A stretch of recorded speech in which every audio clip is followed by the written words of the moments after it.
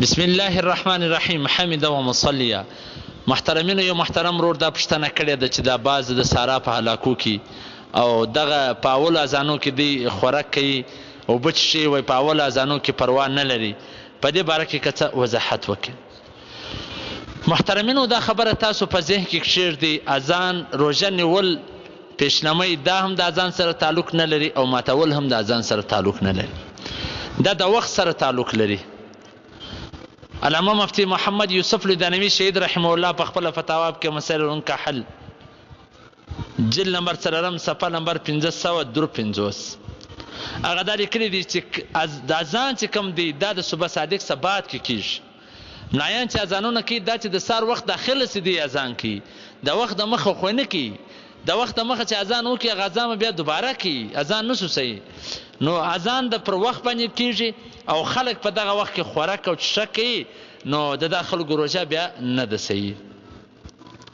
په حواله د بدایع صنایع جلد نمبر 2 صفحه نمبر 100 دا غرنګ فتاوا هندیه جلد نمبر 1 صفحه نمبر 194. محترمینو، د دې ډیر خیال ساتل پکار دی. یقیني دا موږ هم لیدلی دي او موږ هم چې کشنیانو په کور کې به داسې وله چې بده به ورته به انا مبارک راکښېنو، الله دې مغفرت وکړي چې هلې اذانونه نه ارسو اوبه ژر ژر وڅښي.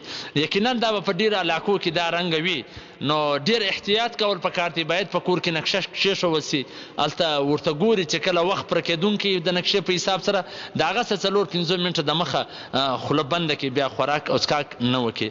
او مولویانو ته هم پکار ده، د امامانو ته چې هغه د وخت مطابق اذان کوي. یقینا ډېرو ځایونه د وخت د مخه اذانونه هم شروع وي، وخت نه داخل سوی دي اذانونه شروع کړي. نو پکار دا ده چې اذان ته ګسه ونه کتل سي.